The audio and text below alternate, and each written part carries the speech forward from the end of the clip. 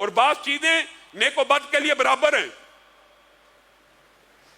اگر میت یہ احساس راحت کا رکھتی ہے یا عذاب کا رکھتی ہے مرنے والا برزخ کے اندر، یہ بھی ہمارے عقیدے کا حصہ ہے. برزخ کے اندر مسرت کے احساسات ہیں، رحمت کے اثرات محسوس کرتا ہے مردہ، اسی طرح عذاب کی شدت کو بھی محسوس کرتا ہے.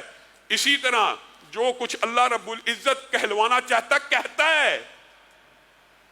منکرین حدیث آپ کے سامنے رکھ چکا کہ وہ جب کسی حدیث کا انکار کرتے ہیں وہ حقیقت میں قرآن کی آیت کا بھی انکار کرتے ہیں. جب ہم یہ کہتے ہیں نا کہ میت چارپائی کے اوپر یہ کہہ رہی ہوتی ہے قدمونی، یا دیکھو جی کہہ رہے نے مردہ بول دے. اب یہ بنیادی طور پہ وہ اپنی طرف سے حدیث کا انکار کر رہے ہوتے ہیں، لیکن قرآن پاک کی آیت میں مردے کا کلام موجود نہیں ہے. یا لیت قومی یعلمون، یہ کون کہہ رہا ہے؟ ایک مردہ کہہ رہا ہے کہ اے کاش میری قوم جان جائے بما غفر علی ربی، جو میرے رب نے میری مغفرت کی ہے. جو منکر حدیث ہوتا ہے وہ منکر قرآن بھی ہوتا ہے. وہاں پہ جو کلام ہے شہید یاسین کا وہ میت کا نہیں ہے، عام فہم بات ہے. اور پھر جب میت کو قبر میں ڈال دیا جاتا ہے، یہ بھی صحیح حدیث سے ثابت ہے. اس کے پہ انکار حدیث کرنے والوں نے بڑی لمبی چوڑی فضول بحث کل آپ کے سامنے اسی لیے رکھا تھا کہ اس انکار کا فائدہ کیا ہے. قرآن کی آیتوں کے اندر بھی یہ ساری باتیں موجود ہیں، ان سے ملتی جلتی آیت موجود ہے. کوئی ایک بات ایسی ہو جو قرآن کے اندر موجود نہ ہو اس سے ملتی جلتی، اور جس وقت ان کو قبروں میں ڈال دیا جاتا ہے یہ نیک و بد کے لیے برابر ہے. وہ اس وقت قدموں کی چاپ کو سنتے ہیں، جوتوں کی آہٹ کو سنتے ہیں. کن لوگوں کی؟ اپنے رشتہ داروں کی، یا جو قبر میں دفن کرنے کے لیے آئے ہیں ان کی آوازوں کو سنتے ہیں. امی عائشہ بیان کرتی ہیں یہ وہ گھاٹی ہے، یہ وہ تنہائی کا لمحہ ہے کہ ایک یہودی عورت جب آئی تھی نا، اس نے آ کے کہا تھا کہ عذاب قبر سے پناہ مانگا کرو. میں ڈر گئی اور میں نے اللہ کے رسول سے پوچھا کہ قبر میں عذاب ہوتا ہے؟ تو رسول اللہ صلی اللہ علیہ وسلم نے کہا تھا ہاں قبر میں عذاب ہوتا ہے. اور اس کے بعد میں نے غور کیا، رسول اللہ نے اپنی زندگی میں ایک نماز ایسی نہیں پڑھی جس میں عذاب قبر سے پناہ کی دعا نہ کی ہو. کس نے؟ نبی نے، رسول نے. میں اور آپ کس بات کی مولی ہیں؟ رسول اللہ صلی اللہ علیہ وسلم نے کہا نہیں تھا ان قبر والوں کو دو ہلکی سی باتوں پہ بھی عذاب ہو رہا ہے، ایک چگلی کیا کرتا ہے ایک پیشاب کے چھینٹوں سے نہیں بچتا. رسول اللہ صلی اللہ علیہ وسلم نے کہا نہیں ایک آواز سنی مغرب کے وقت کے قریب. کیا کہا تھا رسول اللہ صلی اللہ علیہ وسلم نے؟ یہودیوں کو ان کی قبر کے اندر عذاب ہو رہا ہے. اور رسول اللہ صلی اللہ علیہ وسلم کی یہ جو بخاری شریف کی حدیث ہے قدیمونی والی کہ میت یہ بات کہتی ہے، رسول اللہ صلی اللہ علیہ وسلم نے کہا اللہ کی قسم اس آواز کو دنیا کی ہر مخلوق سنتی ہے سوائے انسانوں اور جنوں کو. اور انسانوں اور جنوں کو نہ سنانے کی حکمت ہے، یہ بھی رسول اللہ نے بیان کی ہے.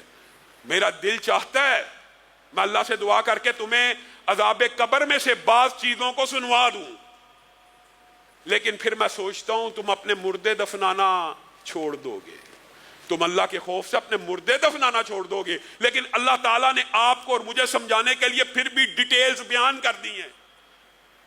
یہ جو سنانے کی دعا ہے کہ میں چاہتا ہوں، میرا دل چاہتا ہے اور میں نہیں سناتا، اس کے حوال تو آپ کو بتا دیے ہیں.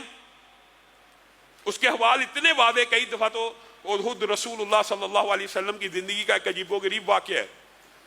ایک آدمی نے اسلام کو قبول کیا، رسول اللہ صلی اللہ علیہ وسلم نے سورہ بقرہ سورہ آل عمران اس کو سکھائی اور اس کو کہا لکھ کتابت کر.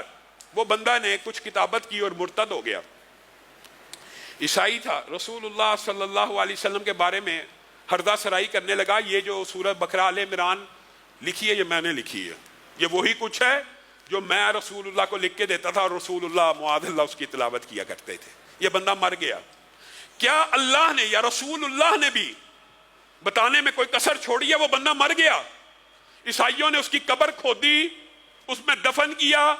اگلے دن صبح وویلا مچ گیا، عیسائیوں نے شور مچا دیا. کیا؟ مسلمانوں نے ہمارے مردے کو قبر سے نکال کے باہر کر دیا ہے.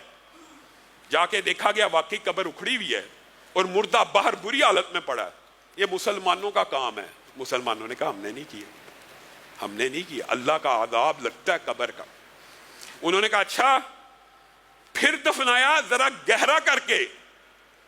اگلے دن صبح ہوئی وہ مردہ پھر قبر سے باہر پڑا، قبر ساری کی ساری اکھڑی ہوئی ہے. انہوں نے شور مچا دیا، یہ مسلمان باز نہیں آ رہے، ہم مردہ دفناتے ہیں. چونکہ اس نے رسول اللہ کے بارے میں یہ بات کی تھی، مسلمان اس سے انتقام لے رہے ہیں، اللہ اس سے انتقام لے رہا تھا.